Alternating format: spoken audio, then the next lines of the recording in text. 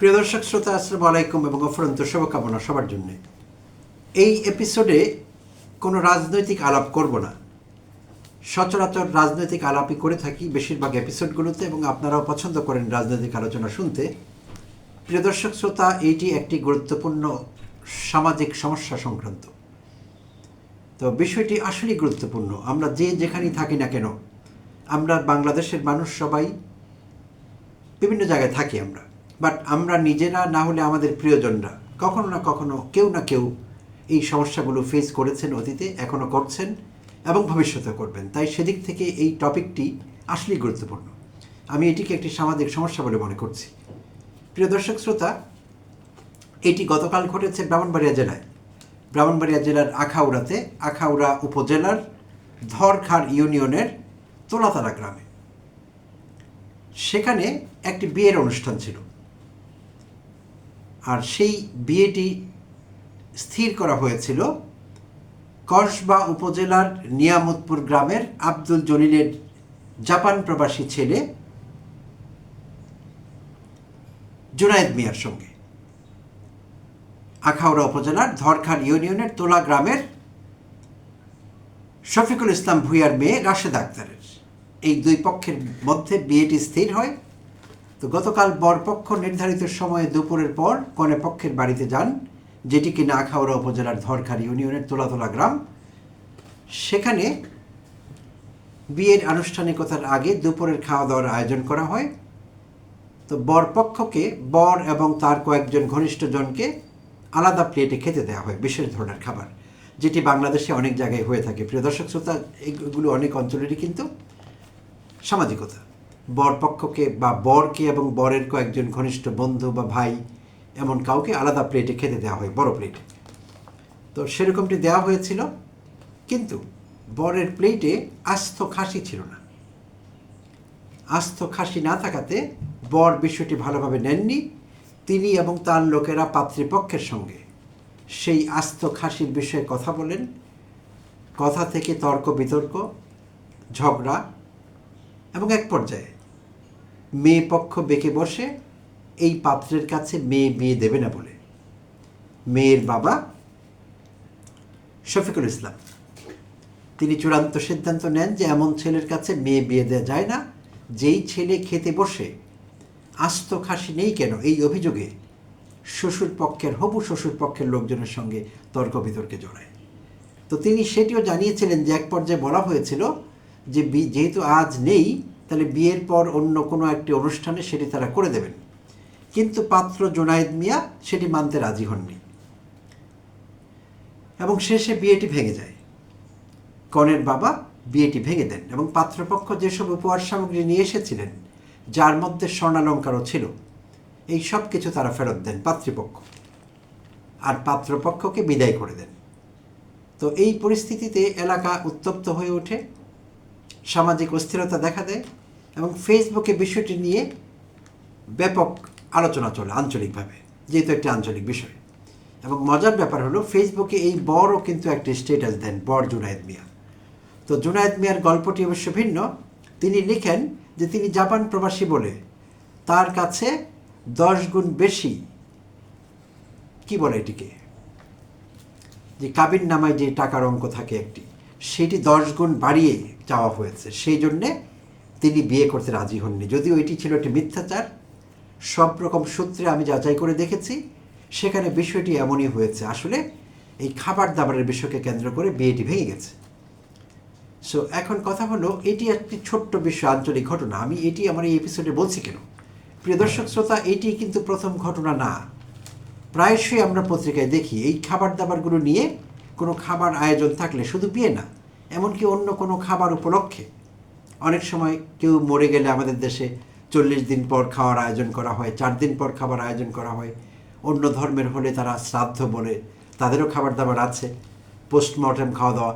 তো সেখানেও দেখা গেছে মারামারি খাবার নিয়ে প্রথমে কথা কাটাকাটি, অসন্তোষ, যারা খাবার বিতরণ করেন তাদের উপর হামলা, প্রায়শই বিষয়গুলো ঘটছে।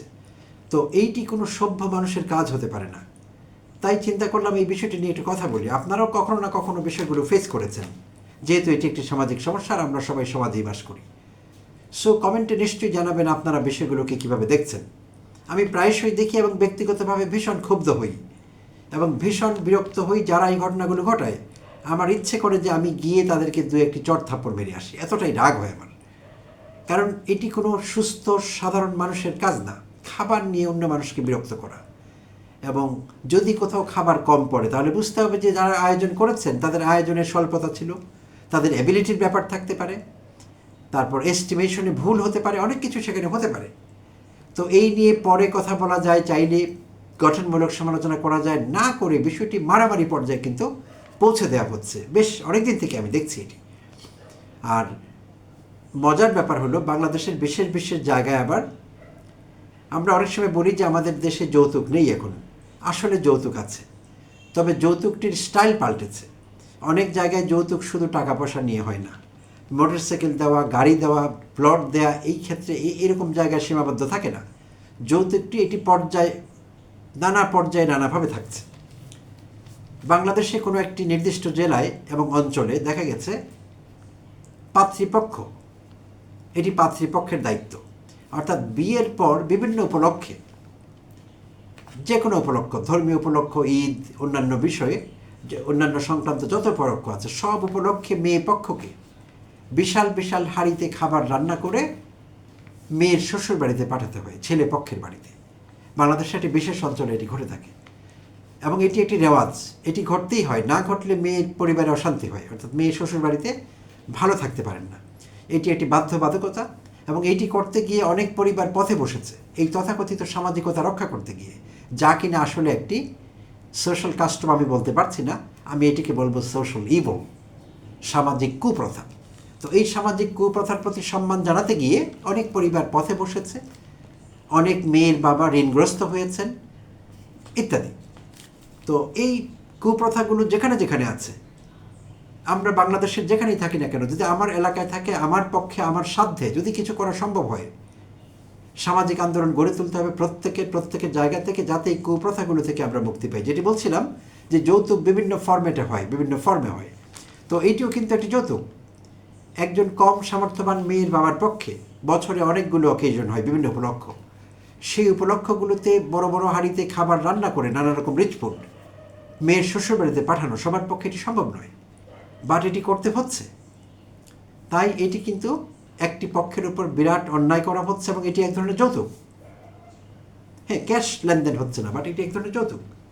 তাই এই বিষয়গুলো বন্ধ হওয়া দরকার। আমি যে এলাকার কথা বলছি সেখানে আমি একদিন নিউজ পেপারে দেখলাম, আপনারাও এসব খবর দেখে থাকবেন, আমি একদিন দেখলাম কোনো একটি এরকম বিয়ের অনুষ্ঠান, তো সেখানে চুক্তি ছিল পাত্রীপক্ষের সঙ্গে যে যখন বরপক্ষ আসবেন বিয়েতে তাদেরকে কি কি খাবার দিতে হবে, সে খাবারের আবার লিস্ট হয়, সেখানে আগে ভাগে লিখিত লিস্ট হয়, সেই লিস্ট ধরে ধরে মিলিয়ে দেখেন পাত্রপক্ষ যখন তারা বিয়ে করতে যান পাত্রীর বাড়িতে, তারা লিস্ট মিলিয়ে মিলিয়ে দেখেন খাবারগুলো সব আইটেমগুলো সার্ভ করা হয়েছে কিনা, না হলে সেখানে ঝগড়া হয়, মারামারি হয়, অনেক সময় বিয়ে ভেঙে যায়।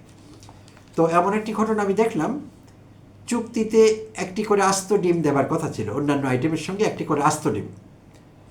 তো পাত্রপক্ষ বিয়ের অনুষ্ঠানে অ্যাটেন্ড করছিলেন তখন তারা দেখলেন খাবার যখন সার্ভ করা হয়েছে সব দেওয়া হয়েছে, আস্ত ডিম দেওয়া হয়নি। এই নিয়ে পাত্রপক্ষ ভীষণ ক্ষুব্ধ হয়েছিলেন, কিন্তু তারা তাদের সেই রাগ বা ক্ষোভ প্রকাশ করেননি সেদিন। না করে এই পাত্রী যখন শ্বশুরবাড়ি গেলেন সেখানে পাত্রপক্ষের লোকজন এই পাত্রীর মাথায় কয়েক ডজন ডিম ভেঙেছে, সবাই মিলে আত্মীয়রা সম্মিলিতভাবে তার মাথায় ডিম ছুঁড়েছে। প্রিয় দর্শক শ্রোতা, একবার ভেবে দেখুন, এটি কোনো সভ্য সমাজে কোনো সভ্য মানুষ করতে পারেন? একটি ডিমই তো, হয়তো ভুলে বাদ পড়ে গেছে, কিংবা পাত্রীপক্ষের সামর্থ্য কুলোয়নি, ওই পর্যন্ত আসতে আসতে টাকা শেষ হয়ে গেছে, বাজেট শেষ হয়ে গেছে, তারা দিতে পারেননি। সেই ডিম না খাওয়াবার পার্শ্ব প্রতিক্রিয়া কীভাবে হলো, কীভাবে প্রকাশ করলেন তারা? তো এই অসভ্যতাগুলো নানা ফরম্যাটে, নানা ফর্মে, নানাভাবে বাংলাদেশের বিভিন্ন জায়গায় চর্চা করা হচ্ছে। তো এইটি চূড়ান্তভাবে অসভ্যতা আমরা মনে করি, এবং যারা করছেন এই কাজগুলো তারা চরম মাত্রায় ছোট লোক, তাদেরকে ছোট লোক বলা ছাড়া আমাদের আর কোনো রাস্তা নেই, আর কোনো অ্যাডজেক্টিভ এই মুহূর্তে আমি খুঁজে পাচ্ছি না।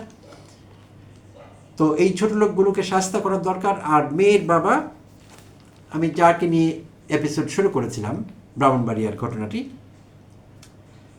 পাত্রী ছিলেন রাশেদ আক্তার। রাশেদ আক্তারের বাবা শফিকুল ইসলাম ভূঁইয়ার প্রতি আমাদের সশ্রদ্ধ স্যালুট থাকবে। প্রত্যেকটি মেয়ের বাবাকে এরকম শক্ত মেরুদণ্ড নিয়ে থাকতে হবে। মেয়ের বাবা বলে নিজেকে ছোট ভাববার কোনো কারণ নেই। আর এরকম অসভ্য বরপক্ষকে তাদের অসভ্যতা তাদের চোখে আঙুল দিয়ে ধরিয়ে দিয়ে তাদেরকে বিদায় করতে হবে, অসম্মানজনক বিদায়।